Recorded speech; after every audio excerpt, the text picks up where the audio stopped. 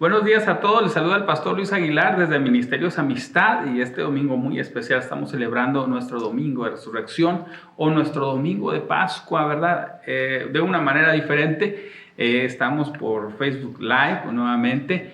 Espero que pronto estemos de manera presencial celebrando juntos, pero no por eso vamos a dejar de celebrar el hecho más importante, que Jesucristo resucitó. Hoy es el día más importante, la celebración más grande de la iglesia cristiana, porque hoy es cuando recordamos el mayor acontecimiento que cambió la historia, el rumbo de la historia por siempre, ¿no? Se abrió la esperanza, se abrió la oportunidad de tener la vida eterna con el Señor a través de la victoria de Jesucristo. Y es por eso que esta mañana vamos a tomar un tiempo especial para entender lo que es la resurrección. Mire, yo le puse esta meditación 5 cosas que nos enseña la resurrección, pero en realidad son muchísimas más. Yo quise extraer un poquito las más importantes. Va a escuchar a lo mejor usted otras meditaciones sobre temas referentes a ellos todo este día. Disfrute cada una de ellas, ¿ok? Aliméntese de la palabra, nútrase de ella y celebre junto con cada congregación este tiempo tan especial. Y bueno, a mí me encanta la teología paulina. Yo siempre tomo a Pablo, el trabajo de Pablo y la enseñanza de Pablo, a veces con mucha base para lo que queremos aprender. Creo que la iglesia en sí, gran parte de nuestra doctrina está basada en lo que Pablo, la revelación que tuvo Pablo y lo que nos enseña a través de sus cartas. En esta ocasión voy a tomar 1 Corintios capítulo 15 y todo el capítulo, lo voy a ir parafraseando, nos enseña acerca de la resurrección. Pablo está hablando con la iglesia de Corinto, una iglesia que tiene un trasfondo muy helénico, no es una iglesia judía, no es una iglesia que ya tiene preceptos sobre Dios, es una iglesia que está en el punto gentil o en el mundo gentil, es decir, extranjero, como lo somos nosotros. Y Pablo está hablándole a esta iglesia, una iglesia que se desarrolló en medio de diferentes filosofías y algunas de ellas eran muy adversas a lo que tiene que ver con la resurrección. Hoy en día a nosotros nos pareciera muy natural hablar de la resurrección de Jesús, pero en aquel tiempo no lo era. Por ejemplo, existía la filosofía del estoicismo. Ellos no creían en la resurrección, era nula. Ellos creían que cuando alguien moría, su alma se apegaba al Dios al que servía y por lo tanto pues no había como tal, ni lo percibían ni lo entendían. Otra de las filosofías que se manejaba mucho dentro de la cultura griega era la epicuria, era una filosofía totalmente materialista que decía, no, en la vida y después de la muerte ya no hay nada. Entonces, y ellos eran tajantes respecto a eso y por lo tanto era difícil convencerlos que después de la muerte hay algo más. Otra de las filosofías que existían en la cultura helénica era el platonismo. El platonismo está muy basado acerca de la transmigración. Ellos no creían tanto en la resurrección, sino que cuando alguien moría, transmigraba en otro cuerpo. Y de repente escuchamos hasta películas y series sobre ello. Y esta mañana vamos a ver 5 cosas que nos enseña la resurrección.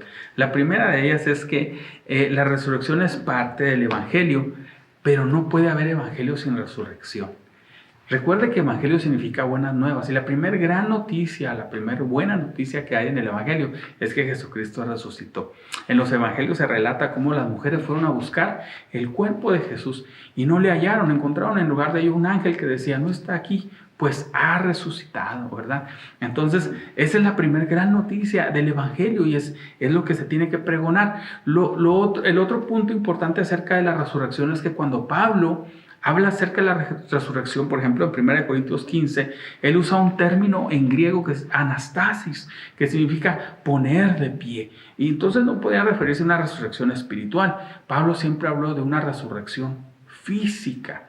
Leamos en 1 Corintios 15, dice, porque primeramente, verso 3, porque primeramente os he enseñado lo que asimismo recibí, que Cristo murió por nuestros pecados, conforme a las Escrituras. La primera parte que hay que entender es que Cristo murió. Es lo que estuvimos aprendiendo a través de la semana pasada en las 7 palabras, ¿verdad? Y es lo que se enseña el viernes de Pascua, que Jesucristo murió.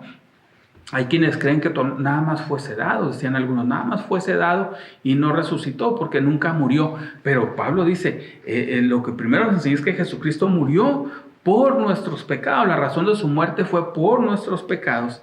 Y dice el verso 4, y que fue sepultado. Y luego dice, y que resucitó al tercer día conforme a las Escrituras. Entonces, la resurrección es un hecho físico, no espiritual. La resurrección de Jesús es algo que tiene que enseñarse de esa manera.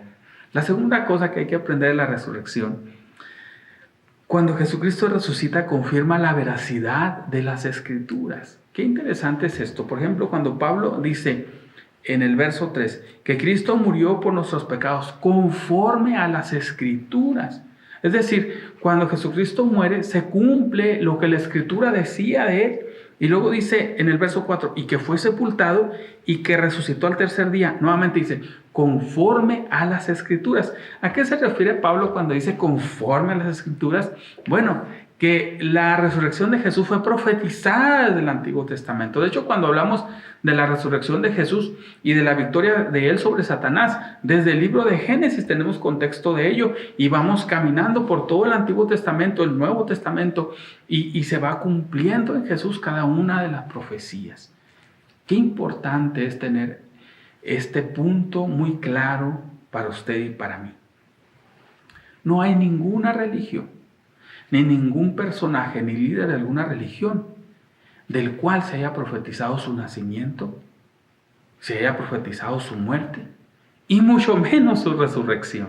Es decir, no, ninguno, ni Mahoma, ni Buda, ni ninguna otra deidades o profetas que se han levantado, líderes de religiones, se ha hablado de su nacimiento, o de su muerte, o de su resurrección como Jesús. Y mucho ojo, y que se haya cumplido, ¿no? Porque pudieran decir muchas cosas, pero si no se cumplen, pues de nada sirve. Pero en el caso de Jesús, esa es la gran diferencia de nuestra convicción y de nuestra fe verdadera, que la resurrección de Jesús, tanto su nacimiento, su vida, su muerte y sobre todo su resurrección, son hechos confirmados, mucho ojo, históricamente. Ese es lo que nos lleva al tercer punto, tercer cosas que podemos aprender acerca de la resurrección. La resurrección es un relato verdadero. Dice ahí a Pablo, a partir del verso 5, dice, y que apareció, o sea, Jesucristo ya resucitado, apareció a Cefas es Pedro, dice, y después a los 12. Verso 6, y después apareció a más de 500 hermanos a la vez, de los cuales muchos, dice, viven aún y otros ya duermen. Es decir, unos ya murieron, pero otros viven. Son testigos, no que les platicaron, no que escucharon por terceras personas. Está hablando de personas que con sus propios ojos miraron a Jesús ya resucitado.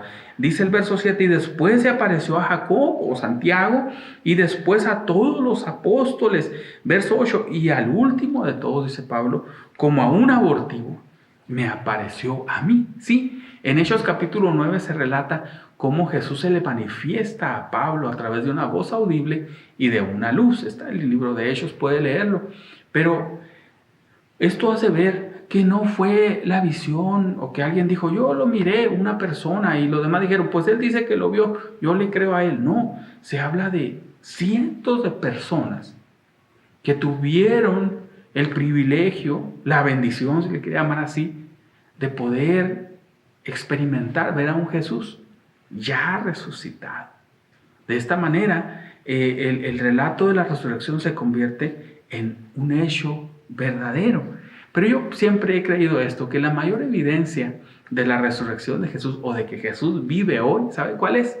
La transformación que sigue haciendo en millones de personas, de aquellos que le están conociendo, aquellos que le aceptan como su único y suficiente Salvador. Y viene el Espíritu Santo a vivir en sus vidas. Y cómo esas personas, antes de conocer a Jesús, eran otras. Vivían una vida con malos hábitos, vivían una vida a lo mejor hasta con adicciones, vivían una vida sin esperanza. Y cómo después de conocer a Jesús, su vida es diferente. Esa es la mayor evidencia de que Jesucristo vive. Cuando usted mira, a una persona que antes de Jesús era otra y ahora después de Jesús es alguien diferente, tiene un gozo, tiene una felicidad que no se puede explicar, sino solamente de que dicen ahí algunos, se hizo de la religión, ¿verdad? Pero no, ¿sabe qué? Jesús vino a sus vidas y Jesús está haciendo la obra en ellos. Esa es la mayor evidencia de que Jesucristo ha resucitado y de que vive hoy. Otra cosa importante acerca de la resurrección, otro punto, es que si una persona niega la resurrección de Jesús, automáticamente está negando la fe. Hoy en día he visto que hay mucha gente que se va con ideologías como las que manejaba al principio, ¿verdad? Hablaba del estoicismo, el epicurio, el platonismo. Hay gente que por moda empieza a creer ese tipo de filosofías sin entenderlas. Insisto, por ignorancia. Pero cuando uno empieza a manejar esas filosofías y niega la resurrección de Jesús, está negando la fe simplemente. Dice Pablo que si Jesucristo no hubiera resucitado, vana sería nuestra fe. Fuéramos dignos de conmiseración. Si le quiere llamar así, no tuviéramos esperanza, pues. No tuviéramos en qué confiar. Y es triste ver que hay muchas religiones que cada año, ¿verdad?, hacen peregrinaciones para ir a visitar las tumbas de sus personajes a los cuales ellos les dan honra y gloria, no sé por qué, porque van y adoran un montón de huesos. Y van y les prenden veladoras a un montón de huesos. Pero ¿sabe qué? El cristiano no tiene por qué ir a ninguna tumba. Bueno, hay quienes van a Jerusalén a visitar la tumba de Jesús, pero hay una gran diferencia. La tumba de Jesús está vacía. Él no está ahí porque Él resucitó. Y eso es lo que cambia la convicción acerca de Jesucristo. Debemos de creer en un Jesucristo vivo. Nuestro Señor vive. Y una última cosa que podemos aprender acerca de la resurrección de Jesús es que al resucitar Jesucristo nos da una esperanza. Hay una esperanza, que después de esta vida viene algo mejor. Jesucristo lo dijo a través de los evangelios, que dice que Él iría y prepararía un lugar para nosotros, que para que donde yo esté, ustedes también estén. Dice, y me iré y volveré y los tomaré a mí mismo, ¿verdad? Y Jesucristo vino a enseñarnos el camino hacia Dios, pero entendía que para que pudiéramos llegar a Dios tenía que hacer un puente, porque hay una separación entre Dios y nosotros, puesto que Dios es santo y nosotros somos pecadores. Entonces tenía que haber algo que nos uniera. Y es donde dice Pablo, ¿verdad? Porque hay un solo Dios, dice, y un solo mediador entre Dios y los hombres. Esto es Jesucristo, hombre. Jesús es el único vínculo. Jesucristo lo dijo, yo soy el camino, yo soy la verdad y soy la vida. Y nadie viene al Padre si no es a través de mí. Pero esto lo hizo Jesús para que entendiéramos que la obra que Él iba a hacer, lo que iba a hacer es hacer un puente entre nosotros y Dios. Confíe en Jesucristo. Hágalo de Él la esperanza para su vida. Quiero concluir con esto. Hoy en día la gente vive con mucho miedo, sobre todo estos últimos tiempos. La gente vive en pánico, la gente vive histérica, tienen miedo a todo. Y si se da cuenta, al final de cuentas, lo que tienen miedo es a morir. Cuando uno confía en Jesucristo, no debe tener temor a la muerte. ¿Sabe por qué? Porque Jesucristo dice en el capítulo 15 que el enemigo, la muerte, fue derrotada por Jesús. La muerte ya no tiene poder, porque fue derrotada por Jesús en la cruz del Calvario. Cuando uno confía en Jesús, sí, va a experimentar la muerte. Algunos lo están experimentando, pero después de la muerte viene algo mejor con Jesucristo, una eternidad con Él. Entonces eso nos va a dar la esperanza de saber que a lo mejor tarde o temprano vamos a encontrarnos con ella. La muerte es inevitable, a menos que lleguemos al tiempo en que Jesucristo venga por su pueblo y dice que los muertos en Cristo, o sea, quienes ya murieron en Cristo, van a resucitar y luego nosotros que habremos quedado, nos reuniremos con ellos y nos reuniremos con el Señor en las nubes y estaremos para siempre con el Señor. Lo dice Pablo en 1 Tesalonicenses capítulo 4. Es decir, la resurrección de Jesús nos ha dado una esperanza mayor, que nadie más le puede dar. Yo sé que hay gente que piensa nada más en lo material, pero creo que ya hemos comprobado, ¿verdad?, a través de esta situación, que lo material no sirve de nada. Poner su esperanza en este mundo no sirve de nada. Poner su esperanza en la economía de este mundo no sirve de nada. Poner la esperanza en los gobiernos de este mundo no sirve de nada. Ponga la esperanza en Jesucristo, aquel que tiene la victoria sobre esta vida, pero sobre todo en la venidera.